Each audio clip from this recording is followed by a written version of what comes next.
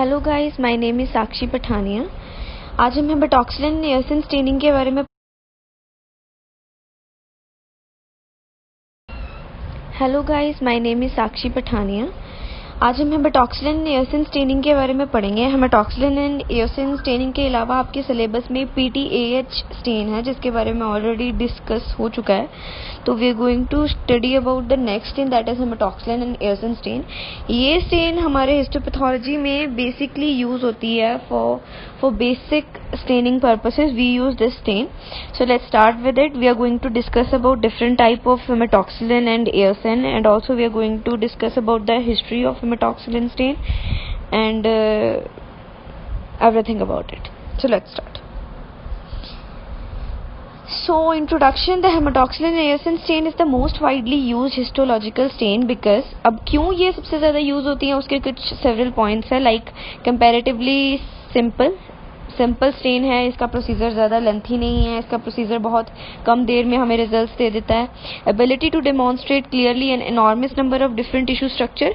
We can differentiate different tissue structure by using this stain, like we can differentiate in nuclear material and chromatin material easily by using this stain.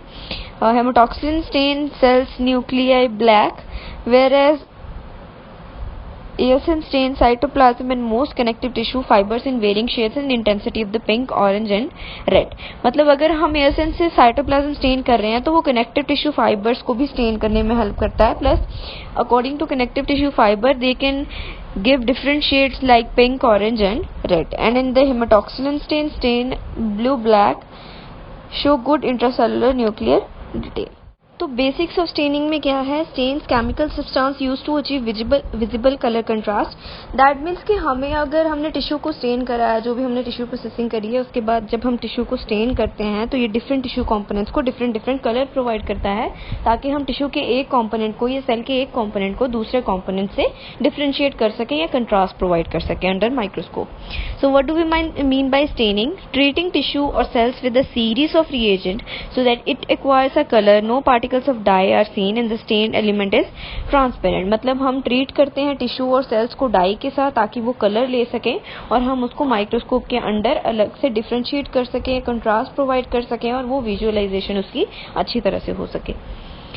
Purpose of staining क्यों करते हैं हम? Tissue को outline provide करने के लिए, cellular components को outline provide करने के लिए, आइडेंटिफिकेशन ऑफ टिश्यू करने के लिए, एस्टैब्लिशेस द प्रेजेंस और एब्सेंस ऑफ डिजीज प्रोसेसेस। अब नॉर्मल टिश्यू से डिजीज वाले टिश्यू को डिफरेंशिएट करने के लिए भी हम स्टेनिंग करते हैं। Dyes essentially aromatic benzene ring compounds or derivatives that possess the twin property of color and ability to bind to tissue. Dyes हम वो यूज करते हैं जिनमें ability होती है डबल कलर देने की, वो dyes हम यूज करते हैं। Dyes and its classification categories based on origin and example, मतलब origins के अकॉर्डिंग, फिजियोकेमिकल प्रॉपर्टीज के अकॉर्डिंग, मतलब वो कलर कौन सा दे रहा है, स्ट्रक्चर के according, use in biological staining के according, use in textile dyeing, supposed mode of action of dye, मतलब according to the mode of action, ऐसे ऐसे डिफरेंशिएट करा हुआ है डाइस को। अब acidic dye, basic dye, neutral dye, इसकी एग्जांपल दी हुई है। एसिडिक डाई बेसिक कंपोनेंट को स्टेन करते हैं, बेसिक डाई एसिडिक कंपोनेंट को स्टेन करते हैं, neutral dye basic plus acidic दोनों कंपोनेंट को स्टेन करने में। So what do we mean by mordant? Mordant क्या होता है? Polyvalent metal ion which forms coordination complex with certain dyes. I'll show you a diagram. आप इसमें देख सकते हो टिश्यू प्लस डाई, इन दोनों को जोड़ने के लिए जो कम्प्लेक्स बनता है वो with the help of mordant बनता है। मतलब मॉर्डेंट इनमें एज ए लिंकर का काम करता है।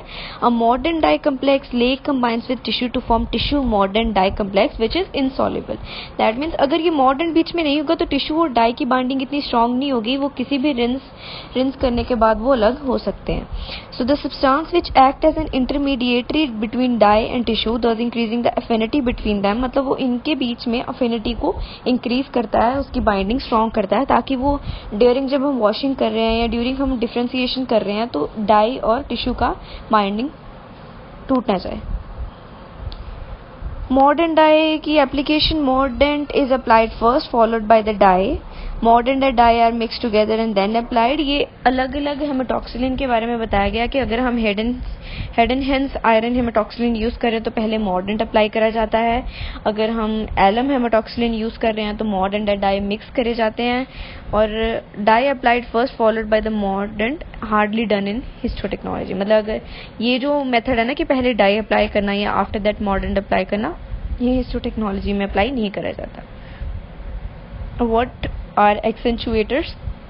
Accentuators are the substances which increase the staining power of dye. Dye की स्टेनिंग पावर को इंक्रीज करना एक्सेंचुएटर्स का काम है। मतलब अगर हम एक्सेंचुएटर्स ऐड करेंगे तो हमारी डाई बहुत ज्यादा अच्छा कलर देगी टिश्यू कंपोनेंट्स को। They increase the intensity and selectivity of stain. Intensity का मतलब है कलर को ज्यादा डार्क करना, सेलेक्टिविटी का मतलब स्पेसिफिक कंपोनेंट को स्टेन करना। तो एक्सेंचुएटर्स का काम बहुत स्पेसिफिक होता है। What are accelerator? Accelerators are accentuators used in metallic impregnation technique.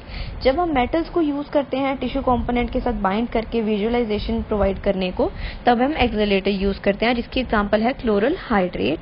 What are trapping agents? Agents which holds dye combination with tissue और bacteria. Types of staining reaction, absorption और डायरेक्ट स्टेनिंग। जब tissue penetrate करा जाता है by dye solution, indirect मतलब intermediate treatment दी जाती है, विद मॉर्डन मतलब मॉर्डन को यूज करा जाता है बीच में। Physical staining, simple solubility of dye in element of tissue. Chemical staining, formation of new substances, जब न्यू सब्सटेंसेस बनते हैं during the staining reactions. Absorption phenomenon, accumulation on the surface of the compound, जैसे हमारी metal impregnation technique is the type of absorption phenomenon. Direct staining मतलब हम बीच में कोई intermediator use नहीं कर रहे हैं। इनडायरेक्ट मतलब हम बीच में कोई इंटरमीडिएटर यूज कर रहे हैं। फिजिकल स्टेनिंग जब simple solubility of dye in the element of tissue होता है। केमिकल स्टेनिंग जब न्यू चीजें प्रोडक्ट बनने लग पड़ते हैं ड्यूरिंग रिएक्शंस।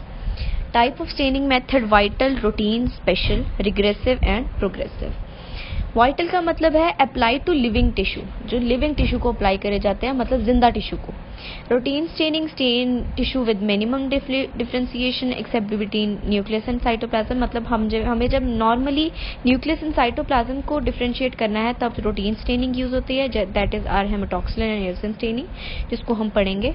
स्पेशल स्टेनिंग जो स्पेशल कंपोनेंट्स को स्टेन करने के लिए यूज करी जाती है, लाइक पास स्टेन यूज करी जाती है म्यूकोपॉलीसेकेराइड के लिए, लाइक दिस।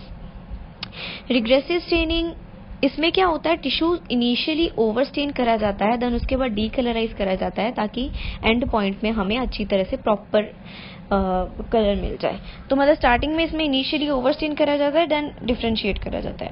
प्रोग्रेसिव स्टेनिंग में क्या होता है, tissue is stain for a predetermined time for adequate staining of the nuclear and leaves the background tissue relatively unstained. Once the dye is taken up by the tissue, it is not removed, the tissue is left in the dye solution until it retains the desired amount of colouration. मतलब हम बहुत ज्यादा colouration provide करते हैं progressive staining में। What do we mean by differentiation? Removal or washing out of excessive stain until the color is retained only by the tissue component that is to be studied. तब तक हम एक ऐसा fluid या ऐसा solution use करते हैं जिसकी हेल्प से हम अपनी स्टेन को रिमूव करते हैं, तब तक जब तक हमें वो वाले स्टेन में, वो वाले कंपोनेंट में सफिशिएंट कलर या डाई ना प्रोवाइड हो जाए जिसको हमने स्टडी करना है। It is done with the acid alcohol and ethyl alcohol. ये दोनों सोल्यूशन यूज करे जाते हैं for differentiating purposes. Exposure to air में oxidise and improve the process. अगर हम during this differentiation exposure air के साथ करें तो वो हमारे प्रोसेस को इम्प्रूवमेंट प्रोवाइड करता है। Next is requirement for staining. अब स्टेनिंग करने के लिए क्या क्या चीज़ें चाहिए, हमारे glassware should be thoroughly cleaned, correct solvent use करना चाहिए जिसमें हमें स्टेनिंग करनी है। Silver and osmic solution should be kept in dark bottles. Solution like dilute ammonia should be freshly prepared. Constituent of stains dissolve should follow the formula. Alcoholic solution of the stain should be kept in dark stopped bottles. All dye should be filter before use. मतलब वो ये बहुत common सी precautions है जो हमें लेनी चाहिए। मतलब अगर हम अल्कोहल को डार्क बॉटल्स में नहीं रखेंगे तो वेपोरेट हो सकता है। अगर हम अच्छी तरह से स्टेन को डिसॉल्व नहीं करेंगे अकॉर्डिंग टू फॉर्मूला तो it can cause interference in our results. उसके बाद अगर हम डाइल्यूट अमोनिया फ्रेशली प्रिपेयर नहीं यूज करेंगे तो उसका कोई असर ही नहीं होगा। तो this are the common precautions which we have to use during the staining. अब हेमेटॉक्सिलिन क्या चीज है, ये जो हमने पीछे डिस्कस करा, that is our introduction part. Now we are going to discuss about the main stain that is hematoxylin. The word hematoxylin is derived from the old Greek word that is hemato means blood and xylon means wood. A natural dye extracted from the core or hardwood of a tree that is hematoxylon campesинum. मतलब हमारा हेमाटोक्सिलिन कैम्पेशिनम नाम का एक tree थी जिससे हमने ये stand को extract करा है. The hematoxylin is extracted from the logwood with hot water and then precipitated out from the aqueous solution using urea. The major oxidation product of hematoxylin is hematin, a natural dye that is responsible for the. Next we are going to discuss about the history of hematoxylin. तो इसकी history क्या है? Valdes firmly established the use of hematoxylin. वेल्डियर्स ने क्या करा 1862 में हेमाटोक्सिलिन का use histology में क्या है उसको अच्छी तरह से एलैबोरेट करा. Bohmer combined haematoxylin with alum as a mordant. Bohmer ने हेमाटोक्सिलिन को एलम के साथ कंबाइन करा ताकि उसकी एफिनिटी अच्छी रहे और रिजल्ट्स अच्छे आए. Heidenhain introduced his classical iron alum haematoxylin method used as a standard technique in cytology. Ehrlich overcome the instability of hematoxylin and alum by adding glacial acetic acid and simultaneously produced his formula for hematoxylin used today.